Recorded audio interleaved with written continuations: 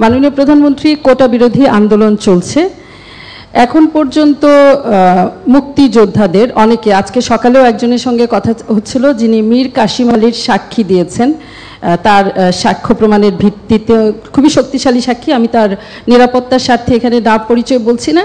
তার স্ত্রী ক্যান্সার আক্রান্ত, তার নিজের শরীরের অবস্থা খুব খারাপ, কিন্তু চিকিৎসার টাকা নেই। এই আমাদের মুক্তিযোদ্ধাদের অবস্থা এখন পর্যন্ত, এবং তাদেরকে উদ্দেশ্য করে প্রতিনিয়ত অবমাননাকর বক্তব্য রাখা হচ্ছে। ঠুসঠাস কোটা থেকে শুরু করে নিশ্চয়ই আপনার নজরে এসেছে। তিনি তার ব্যক্তিগত অসুবিধার কথা বলার সাথে সাথে গণমাধ্যমে দেখেছেন যে আজকে আপনার সংবাদ সম্মেলন, এ বিষয়ে আপনার দৃষ্টি আকর্ষণ করার জন্য অনুরোধ জানিয়েছেন। এই অবমাননা তারা সহ্য করতে পারছেন না, কিছু করণীয় এই রাষ্ট্রের আছে কিনা। যারা কোটা বিরোধী আন্দোলন করছেন তারা সব সমাধান আপনার কাছে চান, তারা আদালতের পথে যেতে চান না, এবং সমাধান নির্বাহী বিভাগের প্রধান হিসেবে প্রধানমন্ত্রী শেখ হাসিনা কোটা রাখবেন না কোটা রাখবেন না। ধন্যবাদ মাননীয় প্রধানমন্ত্রী। ধন্যবাদ।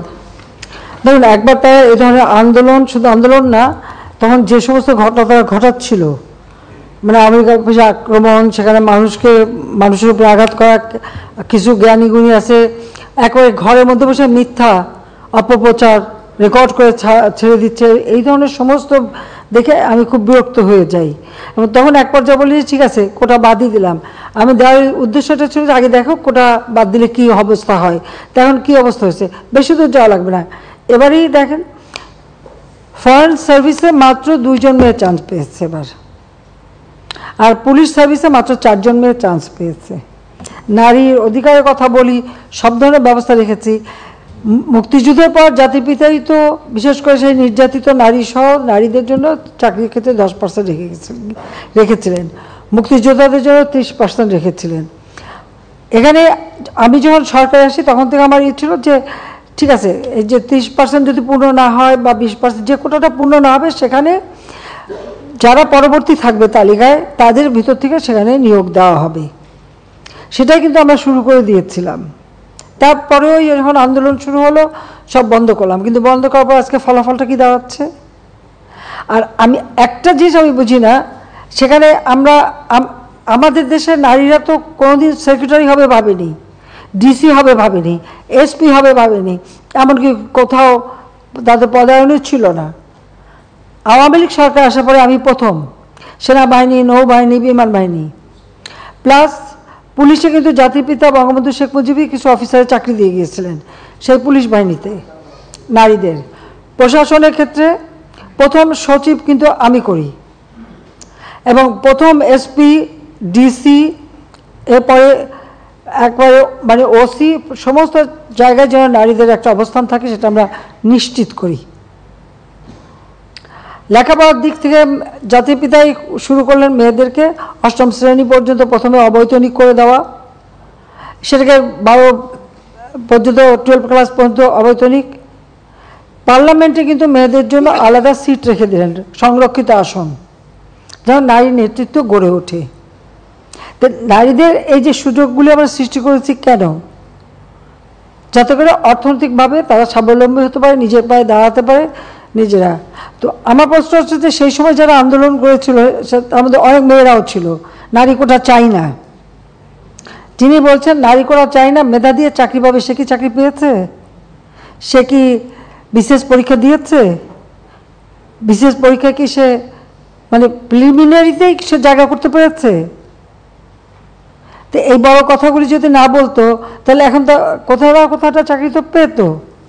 দ্বিতীয় কথা হচ্ছে আমাদের দেশের যে সমস্ত এলাকাটা যদি আপনি দেখেন, সব এলাকা তো সমানভাবে উন্নত না, অনগ্রসর সম্প্রদায় আছে, আর কোনো কোনো এলাকা সেই সব এলাকার মানুষের কি কোনো অধিকার থাকবে না? তো সেই অধিকার কথা বিবেচনা করেই তো প্রত্যেক জেলা থেকেও যেন কেউ কোনো মানুষ অন্তত চাকরি পায় সেই ব্যবস্থা নেওয়ার কথা। আজকে যদি আপনি বিভিন্ন মানে কোটা বন্ধ করে দেওয়ার পরে যদি হিসাবটা নেন, কোথাও কোথাও দেখা যাচ্ছে যে কোনো কোনো জেলা 23টা জেলায় একটা লোকও পুলিশের চাকরি পায়নি,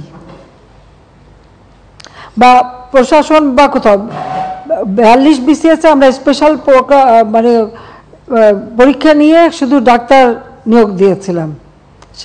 এখানে মেডিকেল সেক্টরে আমি মেয়েদের সংখ্যাটা বেশি দেখি, কিন্তু অন্যান্য ক্ষেত্রে যদি আমরা দেখি সেখানে তো সবসময় পিছিয়ে থাকা। তো লাভটা কি হলো? মুক্তিযোদ্ধারা খুব দৌড়লো, তারা মামলা করলো। যখন মামলা করার পরে কোর্ট, উচ্চ আদালত কোনো রায় দেয় বা কোর্টের যখন কোনো রায় হয়, সাধারণত সেই রায়ের বিরুদ্ধে এক্সিকিউটিভ অথরিটির এখন এই মুহূর্তে তো আমাদের কিছু করার নেই, কারণ কোর্টেই সমাধান করতে হবে।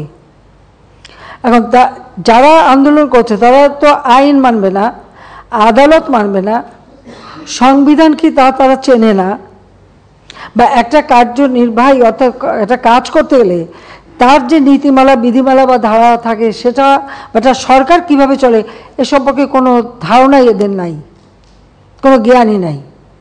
হ্যাঁ, পড়াশোনা করছে, ভালো নাম্বার পাচ্ছে, সেটা ঠিক, কিন্তু ভবিষ্যতে এরা তো নেতৃত্ব দেবে বা এই দেশটা চালাতে আসবে, তাদের তো এই ধারণাগুলি দরকার। আমাদের সংবিধান কি বলে সেটা তাদের জানা উচিত। আমাদের একটা রাষ্ট্র পরিচালনায় কী ধরনের কাজ হয় সে সম্পর্কে তাদের কোনো ধারণা আছে? সে ধারণা তো আমরা দেখি না। আজকে যখন আদালতে চলে গেল, তো আদালতে সেটা সমাধান, এবং আদালত তাদের সুযোগ দিয়েছে, বলেছে আপনারা আসেন, আর্গুমেন্ট করেন, বলেন, তা আদালতে যাক, বলুক না, তারা রাজপথেই সমাধান করবে। আর আমাকে বলছে, আমি সত্যি কথা বলতে কি, আদালত যখন কথা বলেছে, আদালতে যখন চলে গেছে, তার যখন রায় হয়েছে, তো সেই রায়ের বিরুদ্ধে এখন এই মুহূর্তে আমার তো দাঁড়ানোর কোনো অধিকার নাই। এটা তো আমার সংবিধানও বলে না, আমার পার্লামেন্টও বলে না, কার্যপ্রণালী বিধিও বলে না, কিছুই না। যতক্ষণ পর্যন্ত আদালত থেকে সমাধান না আসবে ততক্ষণ আমাদের এখানে কোনো কিছু করার থাকে না। এটা বাস্তবতা, এই বাস্তবতা তাদের মানতে হবে। আর যদি না মানে কিছু করার নাই, আর রাজপথে আন্দোলন করতেই থাকবে, তবে কোনো ধ্বংসাত্মক কাজ করতে পারবে না। যতক্ষণ তারা শান্তিপূর্ণভাবে করাচ্ছে, কেউ কিছু বলছে না। কিন্তু এর বাইরে যখন কিছু করবে, পুলিশের গায়ে হাত দেওয়া বা পুলিশের গাড়ি ভাঙা বা এভাবে আক্রমণ, এগুলি যদি করতে যায়, তাহলে তখন তো আইন তার আপন গতিতে চলবে, এখানে আমাদের কোনো কিছু করার নেই। কোটা আন্দোলন করবার আগে তাদের তো পরীক্ষার রেজাল্টগুলি দেখে নেওয়া উচিত ছিল, যে কোথায় তারা দাঁড়িয়েছে। আর দ্বিতীয় কথাটা হচ্ছে, মুক্তিযুদ্ধের বিরুদ্ধে এত ক্ষোভ কেন? মুক্তিযোদ্ধাদের নাতিপুতিরাও পাবে না, তাহলে কি রাজাকারের নাতিপুতিরা পাবে? সেটা আমার প্রশ্ন, দেশবাসীর কাছে প্রশ্ন, যে রাজাকারের নাতিপুতিরা সব কিছু পাবে, মুক্তিযোদ্ধারা পাবে না। অপরাধটা কি? নিজের জীবন বাজি রেখে, নিজের পরিবার, সংসার সব কিছু ফেলে দিয়ে যারা মুক্তিযুদ্ধে অংশগ্রহণ করেছিল, দিন রাত খেয়ে না খেয়ে, কাদা মাটি ভেঙে, রোদ বৃষ্টি ঝড় সব মোকাবেলা করে, যুদ্ধ করে এই দেশের বিজয় এনে দিয়েছিল। আর বিজয় এনে দিয়েছিল বলেই না আজকে সবাই উচ্চ পদে আসীন, আজকে গলাবারে কথা বলতে পারছে। ধরে তো ওই পাকিস্তানিদের বুটের লাথি খেয়ে চলতে হতো। আজকে আমি কথা বলছিলাম যে কোনোদিন বিদেশে যেতে গেলে আগে একটা ভিসা নিতে যেতে হতো করাচিতে, কারণ যখন করাচি রাজধানী, এরপর রাজধানী হলো ইসলামাবাদ, তারপরে হলো পিন্ডি। তো সেখান থেকে বিদেশে যাওয়ার ভিসা তো আন্তর্জাতিক কোনো ফ্লাইট ঢাকা থেকে চলতো না, ওই করাচির থেকে আন্তর্জাতিক ফ্লাইট নিতে হতো, হয় দিল্লি থেকে নয় করাচি থেকে। এই জায়গা থেকে কোনো আন্তর্জাতিক ফ্লাইট যেত না, এটা আমার নিজের অভিজ্ঞতা। জাতির পিতা মুক্তি পেলেন 69 সালে, এরপর আমি ইটালিতে গেলাম আমার স্বামীর সাথে কর্মস্থলে যাওয়ার জন্য। আমাকে করাচিতে যে 2 রাত থেকে ওখান থেকে ভিসা নিয়ে তারপর আমি আন্তর্জাতিক ফ্লাইট ধরতে পারলাম। এইটা ছিল আমাদের অবস্থাটা। তো এরা তো ছেলেমেয়েরা তো ওটা দেখেনি, বা এখন যারা লাফাচ্ছে, এমনকি 15 বছর আগে বা 20 বছর আগে বাংলাদেশ সম্পর্কেও তারা বোধহয় জানে না। আওয়ামী লীগ ক্ষমতা আসার আগে বাংলাদেশের অবস্থাটা কী ছিল? ঢাকা বিশ্ববিদ্যালয় সহ বিশ্ববিদ্যালয় ছিল অস্ত্রের ঝড়ঝানি, বোমাবাজি আর সেশন জট। 5 বছর 7 বছর সেশন জট, কোনো সেমিস্টার সিস্টেম ছিল না, গ্রেডিং পদ্ধতি ছিল না, বহু সাবজেক্ট ছিল না যা আন্তর্জাতিক মান হয়। ঢাকা বিশ্ববিদ্যালয়ের কারণে বাংলাদেশ থেকে কেউ যদি বিএ পাস করে বিদেশে যেত, তাকে আবার সেই গোড়ার থেকে ইন্টারমিডিয়েট থেকে পড়তে হতো, স্কুলে ভর্তি হয়ে পড়ে তারপরে উচ্চ সে যেতে পারত। কারিকুলাম চেঞ্জ করা, গ্রেডিং সিস্টেম আনা, সেমিস্টার সিস্টেম আনা, সব কিছু কিন্তু আওয়ামী লীগ করে দিয়েছে। আজকে সকলের হাতে মোবাইল ফোন, ফটাফট যোগাযোগ করে ফেলে, সোশ্যাল মিডিয়াতে করে আন্দোলন করে। এই মোবাইল ফোন কোথায় ছিল, কার হাতে ছিল আওয়ামী লীগ ক্ষমতা আসার আগে? 96 সালের সরকার আসার পর সমস্ত ফোন, অ্যানালগ ফোনকে ডিজিটাল করা, মোবাইল ফোন সবার হাতে হাতে তুলে দেওয়া, ওয়াইফাই কানেকশন দেওয়া, কে করেছে? আওয়ামী লীগ সরকার করেছে। আর করেছে বলে আজকে সেটা ব্যবহার করে এখন নানা রকম রাষ্ট্র কিভাবে চলবে সেই নীতিমালা, সেটা তো আমাদের সংবিধানে দেওয়া আছে। যেখানে সংবিধানে আছে অনগ্রসর যারা তাদেরকে রাজ্যের কর্মের সাথে সম্পৃক্ত থাকতে দেয়া হবে। তারা কি সংবিধানটা পড়ে দেখছে কখনো? আর মুক্তিযুদ্ধের বিরুদ্ধে, মুক্তিযোদ্ধাদের বিরুদ্ধে কথা বলার অধিকার তাদেরকে দিয়েছে। যে মুক্তিযোদ্ধা বললো, আমি তার সাথে সম্পূর্ণ একমত যে তারা জীবনে কষ্ট করেছে, কিন্তু দুর্ভাগ্যের বিষয়ে 75-15 আগস্টের জাতির পিতাকে হত্যার পর এমন একটা সময় গেছে যে মুক্তিযোদ্ধা বলতে পারেনি যে আমি মুক্তিযুদ্ধ করি, কারণ হাজার হাজার অফিসার সৈনিকদের জিয়ারন মেরে সাফ করে দিয়েছে। আবার তাদের মাথায় মানে কিছু কিছু পকেট করে নিয়ে তাদেরকে খুব তেল দিয়েছে, কিন্তু আসলে তো মুক্তিযুদ্ধের চিন্তা চেতনা সব কিছু তো মুছে ফেলে দিয়েছিল। মনে হলো যে পাকিস্তানের আবার প্রদেশ হয়ে গেছি আমরা, সেই জায়গায় নিয়ে যাচ্ছিল। সেখান থেকে বাংলাদেশ ফিরে এসেছে, জয় বাংলা স্লোগান ফিরে এসেছে, 7ই মার্চের ভাষণ ফিরে এসেছে। মুক্তিযুদ্ধের এখন ভালো লাগে না, মুক্তিযুদ্ধের কথা শুনলে তাদের মানে গায়ে জ্বর আসে।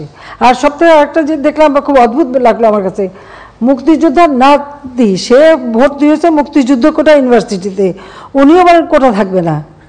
তো বেটা তুই তাহলে পদে চলে আয়, পড়াশোনার দরকার নাই। হ্যাঁ, ওর বলতে হচ্ছে তুই চলে আয়, তোর পড়াশোনার দরকারটা কি? তুই মুক্তিযোদ্ধার নাতি হিসেবে কোটায় ইউনিভার্সিটিতে ভর্তি হয়ে এমন বলে কোটা লাগবে না, তোকে তো ইউনিভার্সিটি থেকে বের করে দেওয়া উচিত। হ্যাঁ, ওকে ওই ইউনিভার্সিটি থেকে বের করে দেওয়া উচিত যে কোটা নাই, তোর পড়া নাই, যা বাড়ি যা বসে থাক। যদি লজ্জা থাকতো তাহলে আগে ইউনিভার্সিটির থেকে পড়াশোনা বন্ধ করে দিয়ে এসে তারপর বলুক যে কোটা লাগবে না। দেখছে বিচিত্র এই দেশ, আসলে আমার দেশটা বিচিত্র একটা দেশ, বিচিত্র মানসিকতা। 6 ঋতুর দেশ তো, ঋতুও বদলায় মনও বদলায়, আমার কিছু করার নাই। মাননীয় প্রধানমন্ত্রী, আমি প্রভাস আমিন, আমি এটিএন নিউজে কাজ করি। একটু কোটা প্রসঙ্গে আরেকটু কথা বলি। আমাদের তরুণ প্রজন্মকে ভুল বুঝিয়ে মুক্তিযুদ্ধের মুখোমুখি করা হয়েছে, এটা খুবই দুর্ভাগ্যজনক। আরেকটা খুবই ভুল ধারণা তৈরি করা হয়েছে যে কোটা এবং মেধা, মনে হতে পারে যে যারা কোটায় চাকরি করে তাদের কোনো মেধা নেই, কিন্তু আবেদন করার ক্ষেত্রে কোটা লাগে না, প্রিলিমিনারিতে কোটা লাগে না, লিখিততে কোটা লাগে না, একদম শেষ মুহূর্তে গিয়ে কোটা অ্যাপ্লাই হয়। তখন আসলে মেধায় সবাই সমান। এখন আমার সামনে যদি দুইটা অপশন থাকে যে দুইজনই সমান মেধাবী, একজন মুক্তিযুদ্ধের সন্তান, একজন রাজাকারের সন্তান, আমি অবশ্যই মুক্তিযুদ্ধের সন্তানকে চাকরি অবশ্যই, জি, সেটা একটা। ফলে মেধা এবং কোটা খুব সহজে মানুষকে বিভ্রান্ত করা যাচ্ছে যে সব মেধাবীরা চাকরি না নিয়ে কোটার চাকরি। আপনাকে খুবই ধন্যবাদ যে আপনারা গত 10-12 দিন ধরে আন্দোলন হচ্ছে, আপনারা অসীম ধৈর্যের সাথে আন্দোলন মোকাবেলা করছেন, এবং যারা আন্দোলন করছে আমি তারা সংক্ষুব্ধ, চাকরি না পেয়ে বঞ্চিত, তাদের ক্ষোভের সাথে আমার খুবই একমত। তাদেরকে পিছনে কি অন্য কেউ ইন্ধন জুগিয়ে ভুল বুঝিয়ে বিভ্রান্ত করে মুক্তিযুদ্ধের মুখোমুখি করার জন্য করছে কিনা, আপনার কাছে আবেদন থাকবে যে আপনারা যেই ধৈর্য দেখিয়ে যাচ্ছেন সেটা দেখিয়ে তাদের সাথে যদি কোনোভাবে তাদেরকে বুঝিয়ে শুনিয়ে, আগামী 7ই আগস্ট পর্যন্ত কিছু করার নেই, কারণ সেদিন আপিল বিভাগে শুনানি হবে, তারপর আপিল বিভাগের রায়ের পরে হয়তো নির্বাহী বিভাগ কী করবে না করবে, ততদিন অন্তত তারা যাতে বুঝতে পারে, সেটা আপনি যদি অনেক সংবেদনশীলতার সাথে যদি বিষয়টা বিবেচনা করেন তাহলে ভালো হয়। অনেক ধন্যবাদ। জি, এটা ঠিকই যে আসলে মেধা কার কত সেটা পরীক্ষা প্রিলিমিনারিতে হয়, তারপর পরীক্ষা হয়, রেজাল্ট হয়, ভাইবা হয়, সেই সময় যেটা বাস্তব। তো যদি মুক্তিযোদ্ধার সন্তান হয় তো সেই পাবে, আর সবসময় যে সব কোটা পূর্ণ হয় তাও তো না, যেটা বাকি থাকে সেখানে তো ওই তালিকা থেকেই দেওয়া হয়।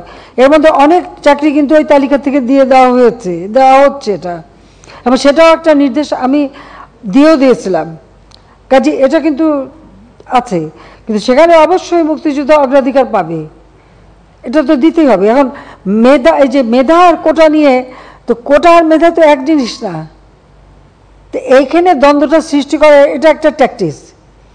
তার মানে কি মুক্তিযোদ্ধার সন্তান নাতিপুতিরা কেউ মেধাবী না, যত রাজাকারের বাচ্চারা নাতিপুতি হলো মেধাবী, তাই না? কিন্তু এটা ভুলে গেলে চলবে না যে যাদেরকে মেধাবী না বলছে তাদের হাতে কিন্তু ওরা পরাজিত। যুদ্ধে কিন্তু মুক্তিযোদ্ধারাই জয়ী হয়েছিল, রাজাকাররা জয়ী হয় নাই। তারা পাকিস্তানিদের পদলেহন করেও পরাজিত হয়েছিল। এই কথাটা মনে রাখা উচিত যে তারা তো পরাজিত হয়েছিল। তো তাদের মেধাটা কোথায়? তাদের মেধাটা কোথায়? সেটা আমার প্রশ্ন।